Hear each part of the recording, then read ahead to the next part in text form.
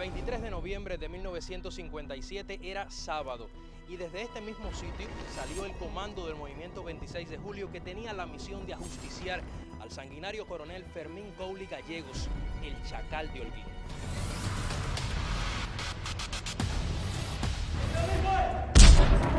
Muy cerca de este mismo sitio vivía el historiador Andrés Ramírez Feliu, quien conoce los detalles de todo lo sucedido en esa jornada. Cuénteme, Feliu, ¿quiénes integraban ese comando? Bueno, el comando estaba dirigido por William Garber. Estaban incorporados a ese comando Carlos Borja Garcel, Alfredo Abdón y Ramón Cordero.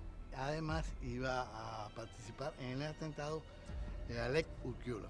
Todos miembros del 26 de julio. Por supuesto, todos miembros del 26 de julio, y eran los que formaban el comando que originalmente iba a ejecutar a Cowley. Esta es una casa que se alquila un mes antes para poder aglutinar ese. Se había salido en varias ocasiones, pero por no tener un lugar donde estuvieran todos concentrados, dificultaba la llegada de casa y siempre se llegaba tarde. Había que recoger a uno, a otro, en distintos puntos, en distintos lugares. Y cuando llegaban al lugar, ya Cowley no estaba. Por eso que se alquila esta casa con ese objetivo de estar unidos un mes antes, a finales de octubre de 1957, se alquila esto es un chalet, una casa en el reparto llano, y es desde aquí de donde parte.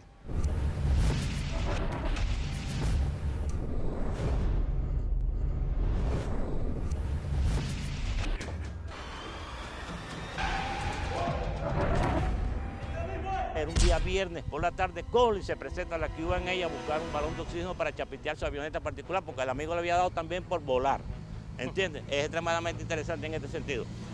Y Gerardo Hernández Martí, que era el administrador de la Q&A, sencillamente se encontraba en Túnez y no se le pudo prestar el servicio ese día. Es por eso que él deja dicho que iría al otro día por la mañana o mandaría a una persona.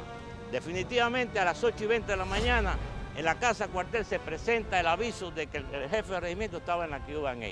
Ahí sucede algo interesante, y es que Ale Urquiola, que era la persona que tenía que manejar el Chevrolet 54 utilizado en la operación, era la persona que tenía que manejar ese carro. Pero ¿qué sucede? Que al amanecer ponchado el otro carro, el Ford negro, él va a coger el ponche. Y entonces cuando llega el aviso, obliga a qué cosa? A que Carlos es la persona que tiene que manejar el carro ese día.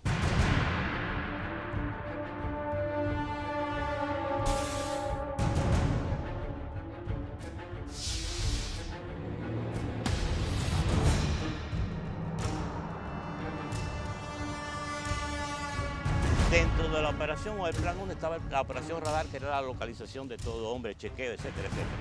Pero sucede otras cosas que están íntimamente relacionadas. Carlos venía manejando el carro ese día. Al lado de Carlos, por supuesto, venía William como jefe del comando. Y en el asiento de atrás, Ramón Cordero y Alfredo Aldón. O sea, son las 4 personas que participan en la operación. Cuando ellos salen de la casa cuartel, que bajan por toda la calle Miró, entran por Libertad, General Salazar, Libertad, y pasan frente a la Q&A, van a observar qué cosa. El carro del coronel está parqueado frente a la Q&A, o sea, la ferretería, en la misma esquina, ahí en la ferretería. Y en la casa de Cristo, que está enfrente, que era la tienda de Cristo, mejor dicho, hoy la familia sigue viviendo allí, estaba el chofer, el cabo Pavón, frente a la ferretería. O sea, si analizamos y evaluamos la información que tenían ellos de que el día anterior el coronel estaba, lo que dejó dicho, la información que llegó a la casa cuartel, el carro, evidentemente el hombre se encontraba dentro de la ferretería. Nosotros sabemos de los gustos exóticos que tenía Cowley. ¿Tenía que ver esos gustos con lo que él venía a buscar a este lugar? Sí, aquí había una ferretería poco común que se dedicaba a la venta de balones, equipos de oxígeno. Entonces, entre las últimas, bueno, ya en este caso el último gusto que tuvo Cowley fue pilotear una avioneta. Y tenía una avioneta. Bueno, era del ejército, una avioneta del ejército. Era suya. Y es suya, volaba. Y tenía la avioneta, había confrontado un problemita que se resolvía con el llenado de un baloncito de oxígeno. ¿Qué sucede? Cuando llega el coronel Cowley a la ferretería, Gerardo le empieza a prestar el servicio a llenarle su balón. Y es entonces, en el primer recorrido, observan eso que les dije con anterioridad. Y en el segundo recorrido, que ya entran por la calle Ángel Guerra, que era en sentido contrario a como es hoy, ha llegado de Santiago de Cuba un camión lleno de balones de oxígeno. ¿Y qué sucede? El hidráulico del camión se rompe y los balones caen a la calle. Y hay dos que prácticamente se meten debajo de la máquina. Y Carlos tiene que frenar, esperar que los operarios saquen los balones. Pero en ese ruido que se genera se da una cosa interesante. Es que el general Collins, el coronel Collins y Gerardo salen a ver qué ha sucedido. Ven que no pasa nada, pero cuando salen, Carlos lo identifica.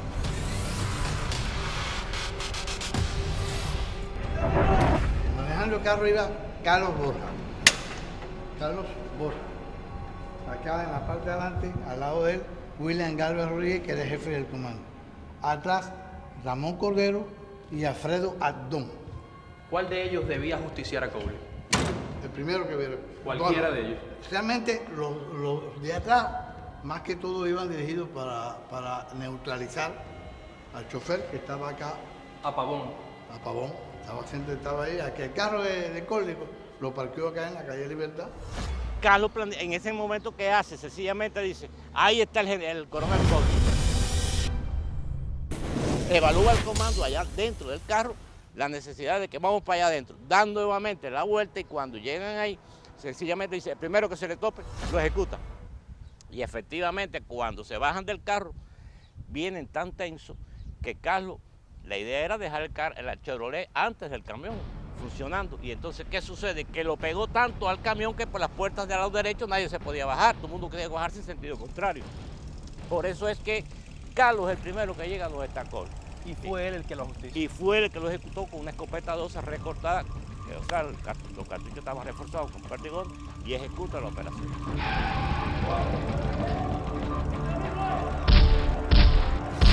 Revisa al coronel y efectivamente no traía ningún tipo de identificación. Y los otros dos compañeros van por la parte de adelante a ver qué cosa, porque la idea era ver si estaba en cualquier lugar ejecutar. Y es entonces cuando el caso de Pavón, el chofer no era necesario ejecutarlo ni mucho menos, sino antes si hubiese algún tipo de reacción, y definitivamente cuando se da el disparo, que el hombre reacciona, es cuando le disparan hacia las extremidades. Y no lo matan. No lo matan para nada. A partir del día siguiente empezaron las investigaciones, entre comillas, ¿no? Detenciones, interrogatorios, y todos esos interrogados los fueron llevando para allá, para las mazmorras del regimiento militar. Para interrogarlos y torturarlos. Para interrogarlos fuertemente. Y al principio fue un grupo muy grande. Todos aquellos supieron que vivían por aquí, que tenían algún contacto, que tenían algún historial revolucionario, los llevaron hacia allá. ¿Qué sucede? Que hay personas dentro de las detenciones que desgraciadamente hablaron. ¿Y qué pasó? Que delataron a los restos de los compañeros del movimiento 26 de julio. Estoy hablando de los compañeros mártires del 9 de diciembre, lo que todos conocemos como la Sexta Luna. En la madrugada del día 9 de diciembre lo dividen en tres grupos. Un primer grupo lo sacan para llevarlo al vivac. Ya ellos habían determinado lo que iban a hacer, a quienes iban a asesinar. Ese primer grupo lo llevan hasta el vivac, que era una unidad de la policía de ellos, para procesarlo para un juicio. El segundo grupo es donde iba, según el concepto de ellos, y no estaban equivocados, la dirección del movimiento 26 de julio, que estaban detenidos. Estoy hablando de Angulo Farrán, de Rubén Bravo, Pedro Rogena, Cajigal, se me puede quedar algún nombre. Ese segundo grupo lo bajan donde están hoy las llamadas 6 columnas, y allí los asesinan. Si los bajaron, simularon un atentado, esa fue la información que dieron a la prensa, que habían tratado de rescatarlo, que se había producido un tiroteo, y que en el tiroteo habían resultado muertos esas 6 personas. El tercer grupo, que saca más tarde, sin problema lo llevaron. Sin embargo, ninguno de los 4 que ajusticiaron a Collins estaba entre esos 18. No estaba. ¿Por qué? Porque inmediatamente, salieron de aquí hasta la casa donde ellos habían venido. Sí, la casa del Llano. La casa del Llano. Y de ahí ellos buscar la forma de salir de la ciudad. La dirección del movimiento 26 de julio de Santiago dio la orden y la autorización para que ellos se incorporaran en la Sierra Maestra al ejército. Y eso fue lo que hicieron. Y eso fue lo que hicieron. Esa ya es otra historia. Holguín realmente tuvo muchos muertos, muchos compañeros que perdieron la vida, producto de este asesino que definitivamente era una necesidad ejecutarlo, pero que también nos costó muchísimas vidas al pueblo cubano y específicamente al pueblo holguinero.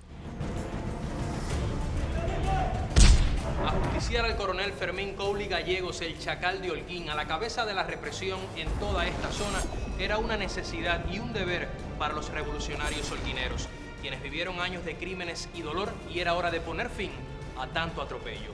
Volveremos la próxima semana para que usted siga siendo testigo de los tiempos.